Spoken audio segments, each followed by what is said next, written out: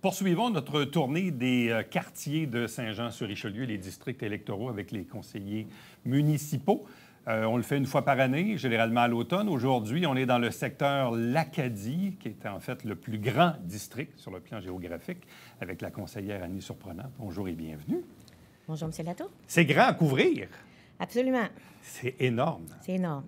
On parle de l'Acadie, mais même on parle d'une partie de Saint-Luc. On s'en va aux limites de NDL. C'est extrêmement grand. Oui. C'est quoi les principaux enjeux? Là? Ça fait presque 2 ans que vous êtes élu maintenant. Vous avez pris possession des lieux, comme on dit. Mis à part les appels courants des citoyens, comme on a dans tous les quartiers dans la ville, c'est quoi les principaux enjeux qui vous interpellent en ce moment? Bien, depuis les 2 dernières années, c'est certain qu'on entend beaucoup parler d'infrastructure. L'infrastructure, c'est toujours ça qui revient. Je pense que j'en avais parlé beaucoup lors de ma dernière visite ici. On a des citoyens qui ont des problématiques avec leur puits. Il y a des problématiques avec les systèmes personnels d'égout. Donc, on a déjà dans divers secteurs, en tout cas là, de mon district, qui seraient intéressés par les infrastructures. Plusieurs secteurs en ont fait la demande. Puis là, bien, il y a des dossiers qui sont plus ou moins avancés là, à ce niveau-là, au sein de la ville, là, pour amener à ceux pour qui c'est possible les infrastructures.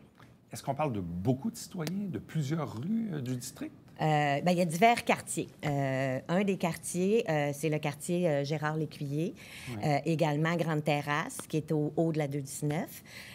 Ces gens-là, là, ils sont rendus au stade où les plans et devis ont été faits. On leur a proposé des infrastructures et le vote a été à majorité négatif parce qu'on leur avait proposé les 2 services. On leur avait proposé les égouts et l'aqueduc. Et ça faisait vraiment très prohibitif là, comme coût là, pour certains citoyens. Donc, la Ville est présentement à revoir ces évaluations-là pour regarder seulement pour l'aqueduc. Donc, quand les travaux seront terminés, on leur présentera le coût de l'aqueduc seulement. Et ça risque d'être quelque chose qui va être plus acceptable là, auprès des résidents de ce secteur-là. Est-ce que votre secteur, dans le fond, est sous l'égide un peu de la même réglementation, des mêmes lois que votre collègue Jérémy Meunier dans Saint-Athanas-Nord? C'est-à-dire qu'on est dans le périurbain, donc ces projets-là ne sont pas subventionnables? Non, ils ne sont pas subventionnables, non. Donc, c'est certain. Il existe des subventions pour l'installation là, de systèmes personnels là, au niveau des égouts, des choses comme ça. Mais lorsqu'on installe les infrastructures pour une première fois, le gros de la fracture vraiment revient à chaque citoyen là, avec des calculs qui sont faits là, au prorata là, de pieds linéaires sur la rue, des choses comme ça. C'est un peu une discussion qu'on avait avec votre collègue Meunier la semaine passée par rapport au nord d'Iberville. Évidemment, dans leur cas, c'est un peu différent, mais encore là, ils ne sont pas admissibles à des subventions. Non. Parce qu'on est dans le périurbain, donc ça ne cadre pas dans les programmes gouvernementaux. C'est sûr que si on part juste l'aqueduc et non les égouts, probablement que ça diminue quand même la facture. Assurément.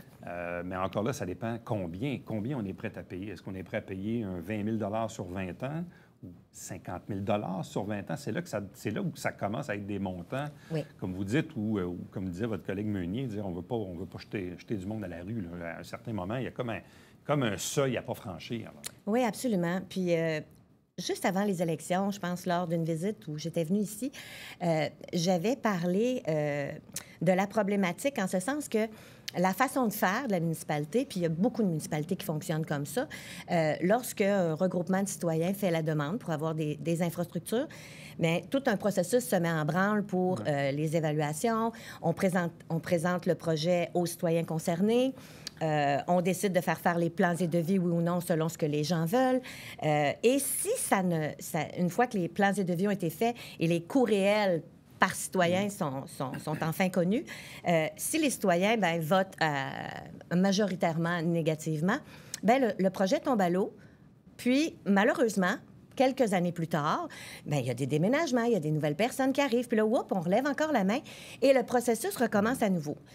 Moi, je trouve que c'est une grande perte de ressources en temps, en énergie, en argent pour la Ville de procéder de cette façon-là, puis de reprendre, dans le fond, jouer un peu le jour de la marmotte à chaque fois, puis de recommencer le processus. Donc, je sais que la Ville est présentement à regarder comment on pourrait faire autrement pour pas que ce processus-là soit répété tout le temps. Donc, je sais qu'il y a certaines municipalités au Québec qui ont financé les travaux et que les gens ont le choix, par exemple, de s'y brancher ou pas. Donc, ça permet aux citoyens qui le désirent de pouvoir se brancher et ceux qui ne sont pas encore prêts à le faire, qui viennent d'investir des fois dans des installations personnelles, puis qui ne sont pas du tout intéressés là, à avoir cette facture-là sur le dos, bien d'attendre. Puis peut-être le prochain propriétaire, lui, pourra se brancher. Et il y a des calculs qui se font là, pour les coûts à ce moment-là. Donc, c'est ça. J'en avais parlé avant même les élections parce que j'ai vu dans d'autres municipalités que ça peut se faire. Et je pense que de façon responsable, c'est peut-être vers quelque chose comme ça qu'il faut aller. Est-ce qu'on a encore des rues? En fait, je sais qu'il y en a encore des rues en gravier. Oui. Est-ce que les citoyens souhaitent les faire asphalter? Encore là, c'est à la charge des citoyens eux-mêmes. Est-ce que vous avez des demandes en ce sens? Oui, j'en ai eu. D'ailleurs, on vient tout juste d'asphalter la rue Beauchemin, qui est à l'extrême là, de mon secteur, au bout de la rue Valrennes. Les travaux sont pas complétés. Mais oui, les citoyens à cet endroit-là l'avaient demandé et la majorité souhaitait l'avoir. J'ai d'autres secteurs où ils l'ont demandé, rue Angèle, rue de la Concession, et les sondages ont été défavorables, donc on n'est pas allé là. C'est certain que ça serait souhaitable, ça aussi, éventuellement, d'asphalter toutes nos rues parce que ça coûte beaucoup de sous à la ville à chaque année pour aller gratter ça, remblayer, etc. Une fois que l'asphalte est là, on est bon pour quelques années là, avant de commencer à faire des réparations. Bon, encore des enjeux à l'égard de la sécurité, du camionnage au niveau routier, surtout près de l'école Napoléon Bourassa. Je sais que ça a souvent été un enjeu. Est-ce que actuellement les gens, malheureusement, s'y font parce que la situation est... On peut difficilement la changer, si on veut. Oui. Mais au niveau du centre, du cœur du village, puis des pourtours de l'école, il y a une étude de circulation qui a été faite par notre département du CIJ. Et la commission scolaire avait également demandé à la ville de faire ça, de voir à rendre le pourtour plus sécuritaire. Et donc, l'étude a été faite. On a voté une résolution au Conseil pour faire une demande auprès du MTQ pour ce qui concerne l'axe du clocher, afin de sécuriser, là, entre autres, l'intersection du clocher des Rangs-L'Eau. Donc, ces documents-là sont partis, sont au ministère des Transports. J'ai bon espoir qu'il va se passer des choses parce qu'avec les annonces de Mme Guilbeault, puis tous les argents injectés pour sécuriser les pourtours d'école, etc., bien, j'ose espérer que, surtout avec le document complet, avec l'étude de la ville, etc., bien qu'on va avoir des réponses positives à ce niveau-là puis qu'il y a des belles choses qui vont s'en venir. Bon. Autre dossier qui, actuellement, est tranquille, mais pourrait bouger, c'est celui de l'ancien champ de tir à l'Acadie. Bon, on sait qu'il y a eu une entente avec le propriétaire. Il y a une contrepartie que la Ville doit livrer, là, je pense, avant le 31 décembre 2023. Est-ce que vous craignez la réouverture du champ de tir? Non, je la crains pas. Je pense que la Ville, bien, il y a eu des délais. Hein, je veux dire, on a eu la COVID, il est arrivé plein de choses. C'est certain qu'il y avait des dates d'établies à l'intérieur de cette entente-là. Je crois que les propriétaires sont au fait de certains des délais, puis ils voient les travaux qui sont en cours présentement. Donc, je pense pas qu'on va retrouver cette situation-là. Il y a beaucoup de choses qui se font présentement, tant dans le secteur Saint-Eugène, etc., là, pour remplir les engagements. Donc, je pense pas qu'on va avoir des problématiques de ce côté-là. Donc, vous avez confiance que les engagements vont être respectés. La Ville aura peut-être de la difficulté à respecter son délai, mais de l'autre côté, vous ne craignez pas que le propriétaire, Luc Ouimet, décide, là, disons, en contrepartie, de dire, bien, écoutez, vous n'avez pas respecté votre entente, donc moi, je vais rouvrir le chantier. Bien, je pense que les dossiers suivent leur cours, puis il y a vraiment des travaux qui sont faits, là, puis on est vraiment dans l'avancement là, pour les infrastructures dans le secteur Saint-Eugène, etc. Donc, moi, je pense que tout va suivre son cours, puis ça va bien aller. Bon. Parlons du chantier en lui-même. Oui. C'est quoi votre vision d'avenir de ce secteur-là de l'Acadie? Qu'est-ce qu'on fait avec ces terrains-là en question? Comment peut-on les développer? Je sais que d'un côté, on dit qu'ils sont agricoles, mais dans une autre instance, ils ne le sont pas. Bref, c'est quoi la vision d'avenir du développement de ces terrains-là? Bien, écoutez, la vision d'avenir du développement de ces terrains-là, on n'osait pas se prononcer, on ne pouvait pas se prononcer tant qu'on n'avait pas le document complet du nouveau plan d'urbanisme pour Saint-Jean-sur-Richelieu. On l'a demandé. ça suit son cours. Je pense qu'on va tomber en appel d'offres, là, même je pense qu'on l'est déjà en appel d'offres là, présentement. Donc, le contrat va être octroyé très, très, très prochainement. Donc, on va voir dans les prochains 12 mois, 18 mois, vraiment un plan d'urbanisme complet, là.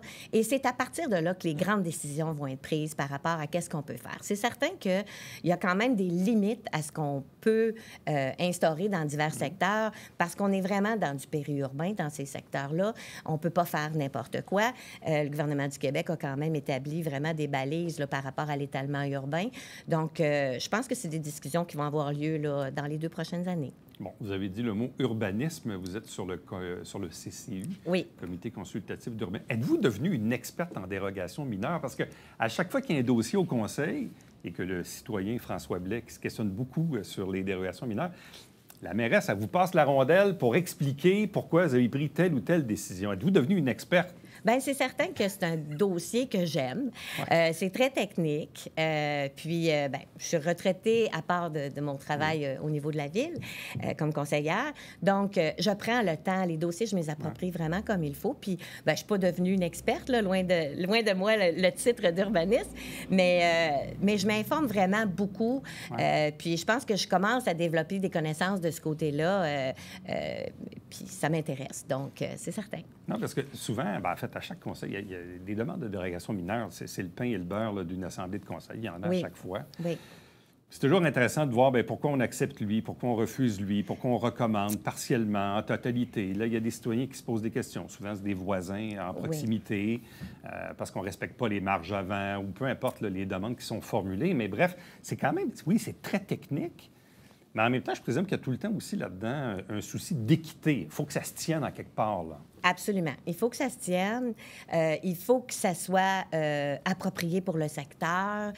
Il faut qu'on en mesure les impacts. Tout ça, c'est considéré. Puis des fois, c'est un petit peu difficile, justement, de répondre lors des conseils municipaux parce que les citoyens voient, oh, mais on a accepté un pied à tel endroit, puis là, c'est 5 pouces, puis on ne l'accepte pas. Comment ça se fait? Mais des fois, oui, il y a la hauteur, par exemple, mais il y a plein d'autres facteurs qu'on considère au niveau de l'architecture, au niveau... il y a plein de choses. Donc, c'est des dossiers qui sont complexes puis qui, souvent, c'est difficile à répondre comme ça parce que c'est vraiment une liste de choses. Oui, non, c'est pas blanc ou noir. Pas du tout. Surprenant. Merci beaucoup. Bien, ça m'a fait plaisir. Restez avec nous. On vous revient après ceci.